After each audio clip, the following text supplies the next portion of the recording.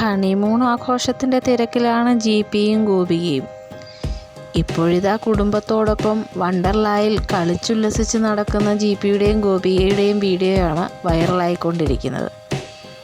നമുക്ക് ആ വീഡിയോ ഒന്ന് കണ്ടാലോ? ഈ വീഡിയോ നിങ്ങൾക്ക് ഇഷ്ടപ്പെടുകയാണെങ്കിൽ ഒന്ന് ലൈക്ക് ചെയ്യാനും സബ്സ്ക്രൈബ് ചെയ്യാതെ കാണുന്നവരാണെങ്കിൽ ഒന്ന് സബ്സ്ക്രൈബ് ചെയ്യാനും മറക്കരുത്.